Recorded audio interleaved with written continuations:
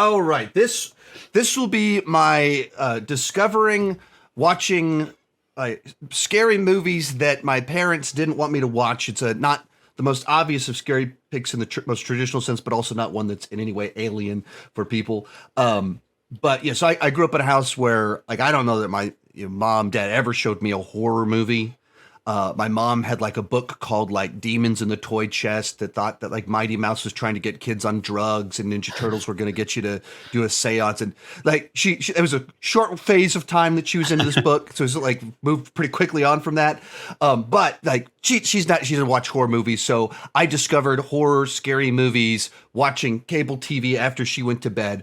And so the movie that just stuck out at me is the movie that first like made me like it ended. And I was like, I know I'm probably a little bit too old, but I gotta go cuddle with my mom. It's 3 a.m, or whatever.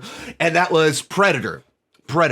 So obviously sci-fi, action, horror, all of them kind of jumbled together, but another just like perfectly crafted film that does all those genres so well. And for me as a young kid that hadn't seen anything that had that level of intensity of like, oh no, like those guys were able to take out all the drug dealers, but they barely even know how to even hurt this thing.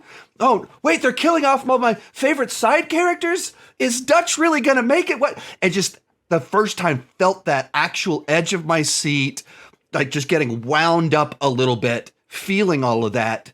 And then just being like a cool action movie, a perfect creature design that still holds up, like all the different things.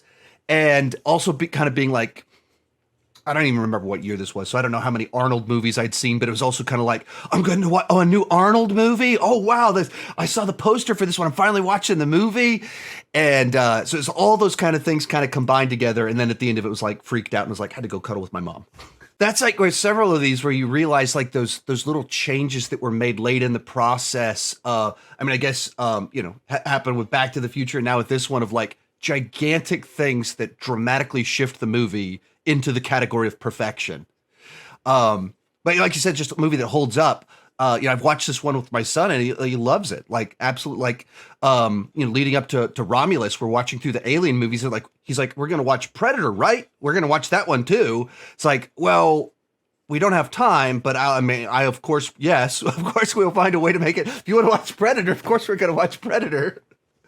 And there's like nothing about the movie that's dated besides the fact that Hollywood shies away from just like that level of unrestrained machoism. Like it doesn't like it's a celebration of all of that, leans into every stereotype of like, there literally starts off with them doing the power shake arm wrestle. Like it leans into it, celebrates it, and without any winking at the camera, without any sense of like, well, we need to make sure we categorize this. There's none of that. It's just like, this is awesome. We know this is awesome.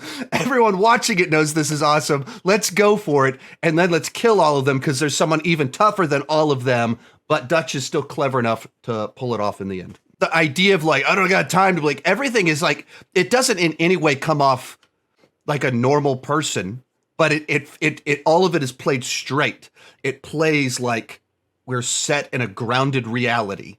That there's just, these just are the toughest guys on the planet. And I believe them because they absolutely look like it. And then as it goes along, it gets wilder and crazier, but it always keeps it anchored in some sort of reality. Meeting adjourned. I'll be right back. What are you waiting for, huh? Coming to get you, Barbara. Ever played Skin the Cat? Someone's in the back! See!